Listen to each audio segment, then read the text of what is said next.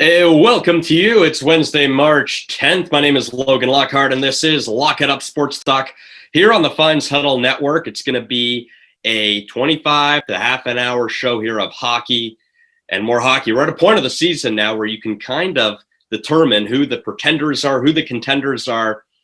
And when you have the same teams playing each other over and over again within the same division, it becomes a little easier to do that, actually. At one point, if you asked me, let's say 3 weeks ago, you asked me, how good is the North Division in Canada? I would have said it might be the best division in hockey, if not the second best. But now, when I look at it, I'm saying this division, it's not maybe what we thought it was. It's not as strong as we thought it may have been. You have teams like Calgary, who are at a crossroads entirely right now. Daryl Sutter's got to save the day now. That's the point where this team's at. I like Daryl Sutter. I think he's going to change up some things there and get the team going a bit, hopefully for their sake. But they're falling way behind. I mean, they're at a point now where the Canucks have taken over the Flames. So the Canucks, they beat Toronto twice. They beat Montreal yesterday. And now Vancouver is in a position here where they're knocking on the door for a playoff spot. This division is wide open, other than the fact that there's no denying the Leafs are the best team in this division. The Leafs have lost 3 games in a row. I understand that. But at the end of the day, I think everyone's taking Toronto when it comes down to it. Winnipeg, they got to be right behind Toronto at some point. I think the argument, it's starting to be made. How far back of Toronto is Winnipeg? And is Winnipeg a real threat? I think anyone is a threat in the National Hockey League. We have to stop acting like this is the NBA, or we're looking at some big-time dynasty in the NFL here. The Leafs haven't won anything, okay, with under this current core, under this era, and they might look the best. They might have the best roster in this division, but parity in the NHL, it still exists.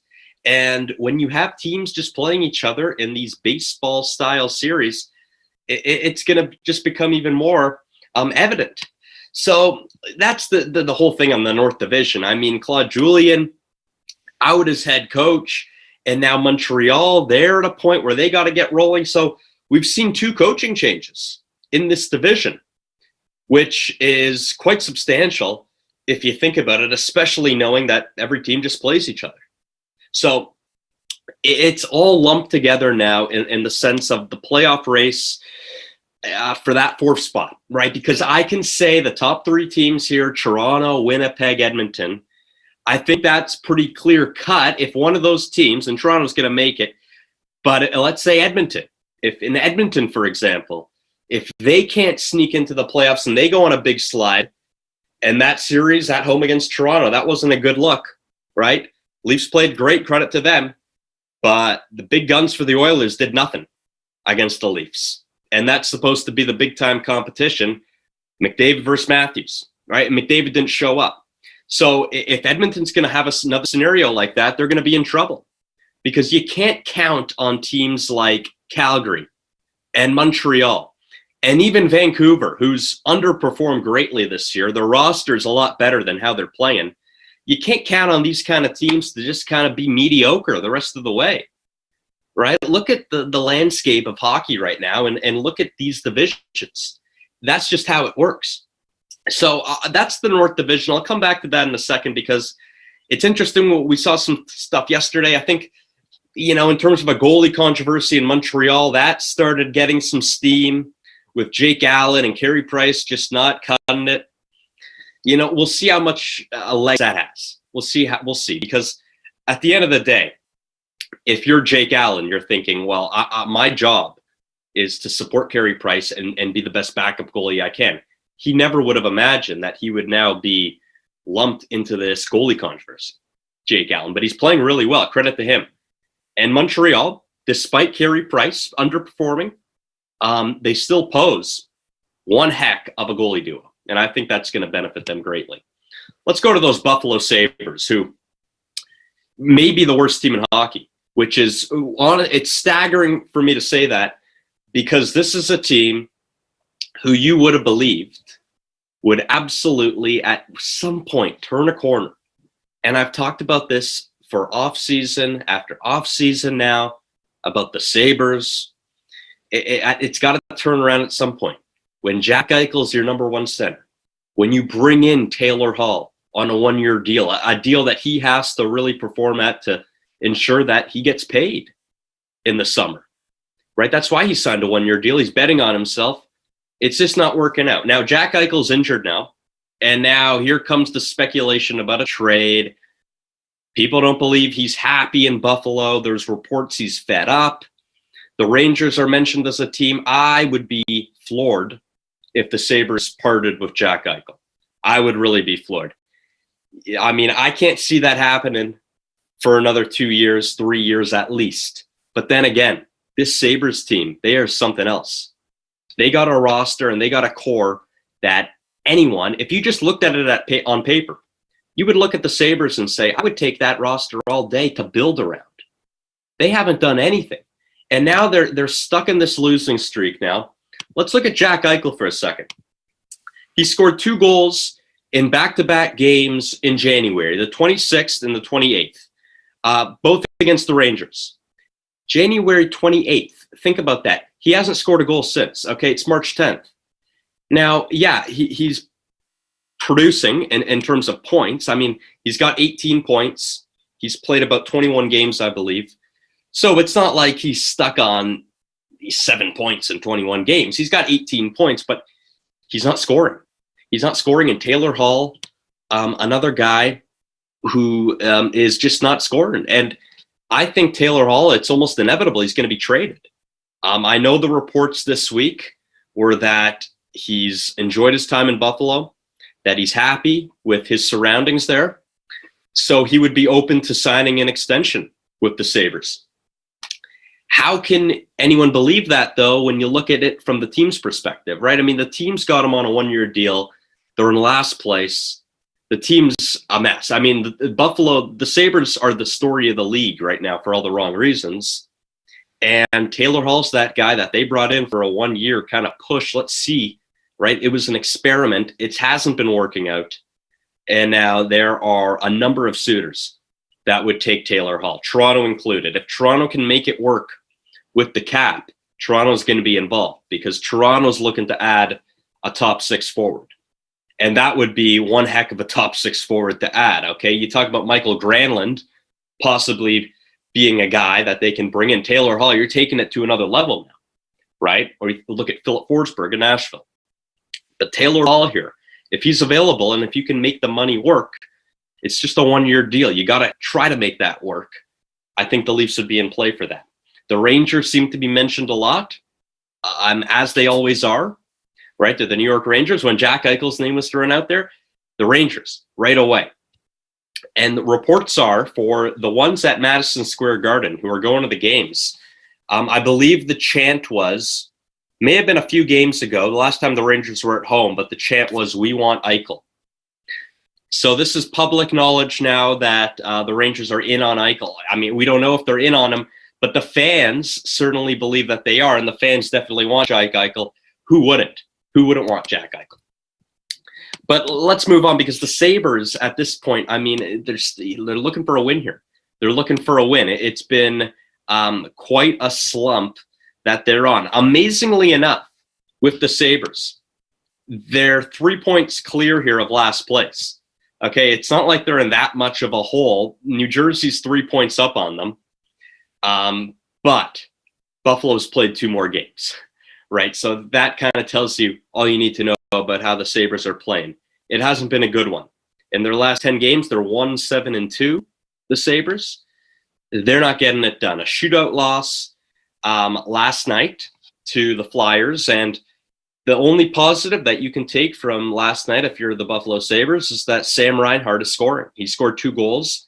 He's looking like someone who's showing some consistency. That's what you need out of this team, at least.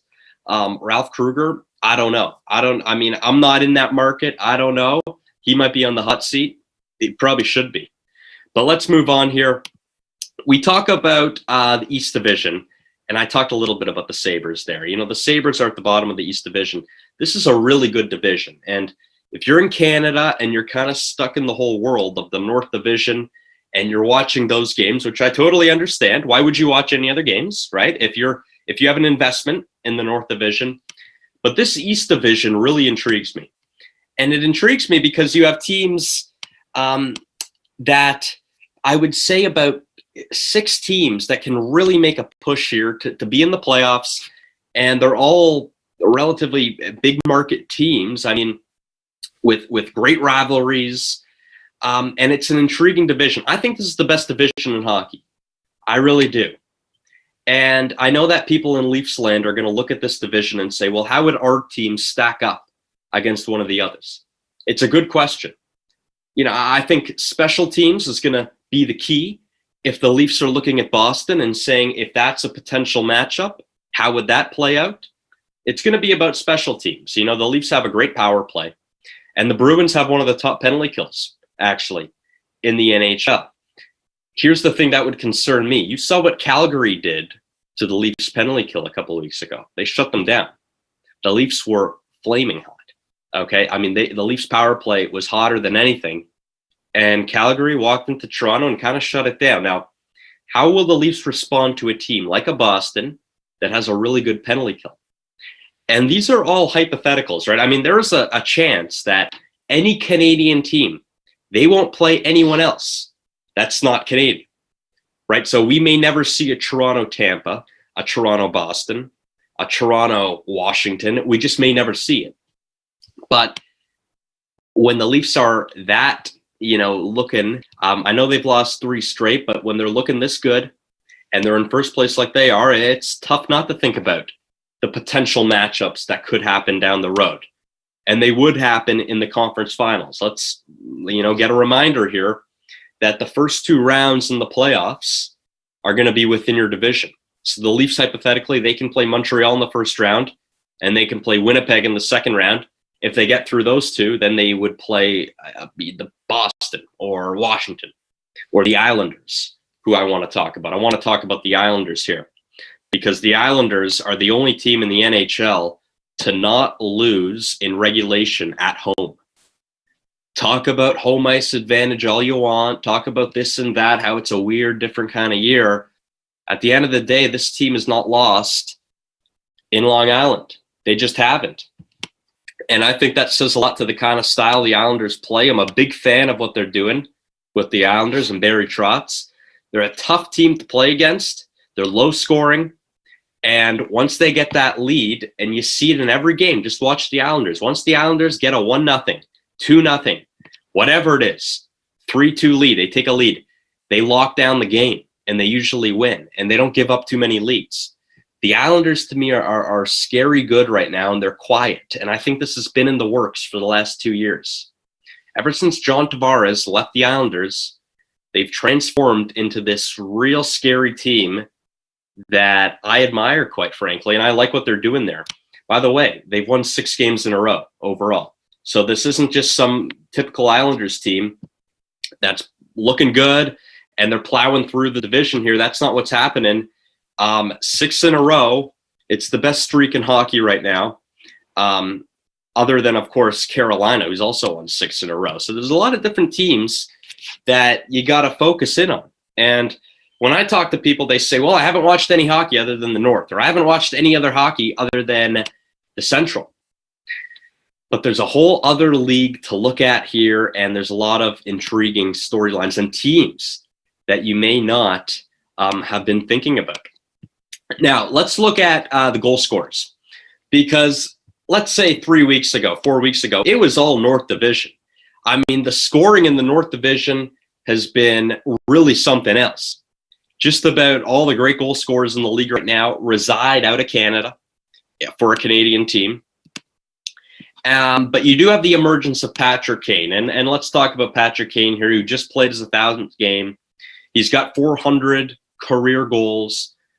As far as I'm concerned, the greatest American hockey player ever.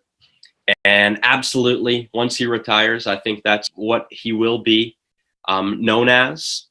He is a legend within the American hockey community. If he can get some hardware, if Patrick Kane can take that U.S. team, and he's going to be a veteran on that team, If he can take them down to the Olympics and they can do some serious damage, then it will be solidified, right? But he needs to do that first. Kane's looking great. He's got 38 points. He's second in the league, only behind Connor McDavid. And Chicago, for that matter, is a team that really is a surprise. I mean, Chicago's in a division where you have a mix of regular Eastern Conference teams and a mix of regular Western Conference teams. It's the only division with a mix like that. And with the Blackhawks, they're in a playoff position right now, and quite comfortably. This is the interesting part about the Central Division that you got to think about right now. Tampa Bay, Carolina, Florida, and Chicago. Those four teams are locked in playoff positions right now, and Chicago's got a 6-point edge over the next best team there, and that's Columbus. And the games are just about intact other than Dallas. Dallas has a lot of games to make up, and they're kind of the only question mark in that division. How will the Stars make up? And the Stars, by the way, they smoked Chicago last night. So the Stars might be getting going here. The back end's good. It's mobile. They chip in offensively. And when you have that kind of lead, though, if you're Chicago, you're looking at a playoff position if you're Chicago. Florida's playing incredibly well this year. They're a real good team. The top three teams in this division are really good. And I think that we all know about Tampa. Okay, I don't need to tell you about Tampa. Carolina and Florida are really good. And I'm trying to bring this to a Leafs perspective. I know that's the majority of the audience here. They follow Toronto Maple Leafs hockey. If you're the Leafs, and not that long ago, you had a playoff series against the Columbus Blue Jackets, and the Blue Jackets, you know, it's not like they possess a lot of star power. They're a chippy team. They'll grind it out. They beat the Leafs in 5 games. There's a few teams in this league, okay, not named Tampa, not named Boston. I'm not talking about these teams. There's other teams in this league that I think would give the Leafs big-time problems, and I need to see it to believe it, quite frankly, because it wasn't that long ago that the Leafs played Columbus. Columbus won, and the season ended. And here we are, not that many months later, and the Leafs look great. And yes, I believe that under a full year of Sheldon Keefe, things have gone better. And I like it. He's getting his feet wet, and the team's looking a lot more in tune than it was last year, for example. But that said, you look at this Central Division, which I think is also a relatively strong division. It's top-heavy, but that's not necessarily a bad thing if a division's top-heavy. You can say the same thing about the North Division. It's top-heavy, Winnipeg, Toronto. But I just find it intriguing with what's going on with all these divisions, and I'm waiting for the real conversation to happen because I really believe it's going to happen. Let's make this a permanent change. Let's go to these divisions for good, right? I'm really believing that this is what's going to happen because once you open Pandora's box, it's there for the taking. And you know how these leagues operate. Once there's an idea, we see it in baseball all the time. Once there's an idea, they see the idea for themselves, and then they think, hey, that's pretty good. Well, let's use that. So I'm waiting for that to happen, and it hasn't happened yet. But I'm going to move on quickly before I get back to wrap up and see what we got on the calendar today for the NHL. Some sport media news, and this is incredibly interesting. I'm very interested in this stuff.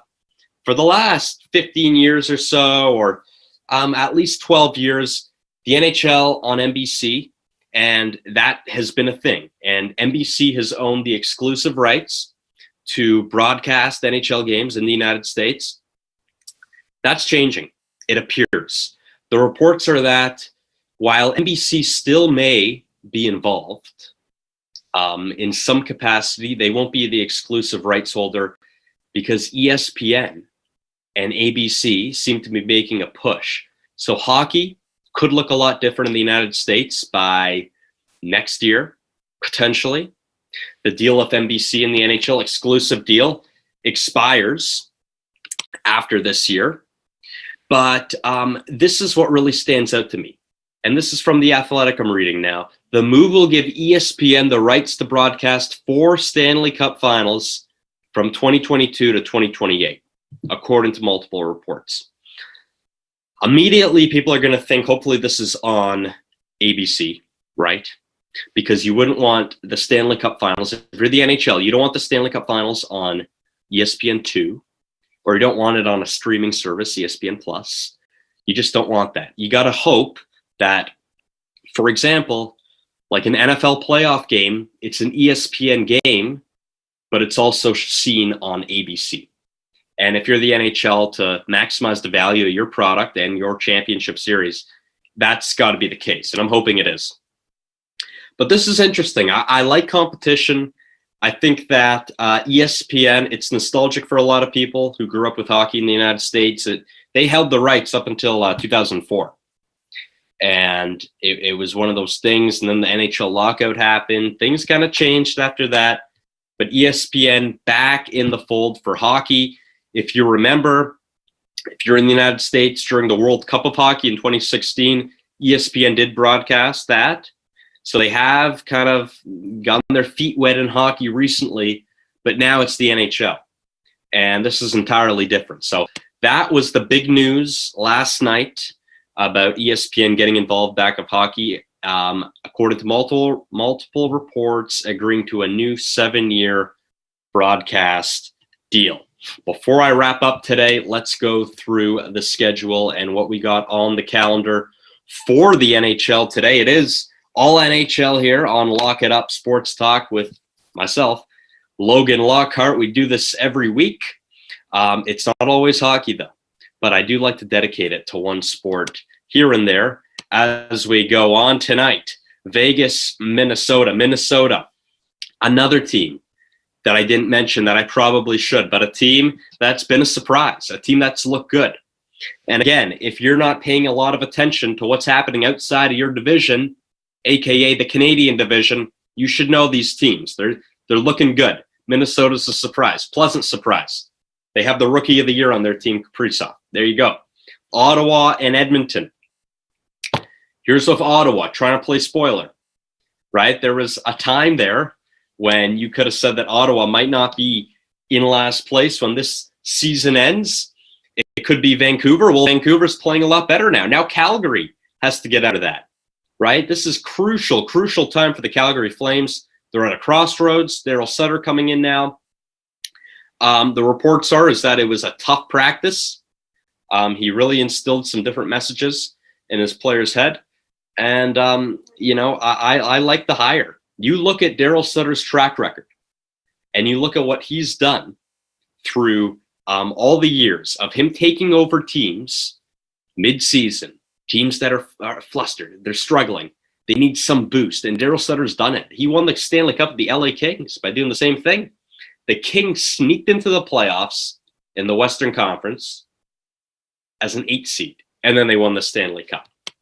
So that goes to show you what Daryl Sutter can do. I like the hire, but again, Calgary's at a crossroads. They got to start, putting together some wins here in a big way. I mean, they got to go on a streak. There's no more win-loss, win-win, loss. You can't have that inconsistency. It's not going to fly, not with where the Flames are in this division. That is all for me on Lock It Up Sports Talk here on the Fines Huddle Network. My name is Logan Lockhart. I will see you next week. Enjoy the hockey. Enjoy all the games. And remember, if you're not watching your team within your division and you're looking for other teams to look at, open the world up a bit to the National Hockey League, because there are other teams that may surprise you. Until next week, here I am, signing off.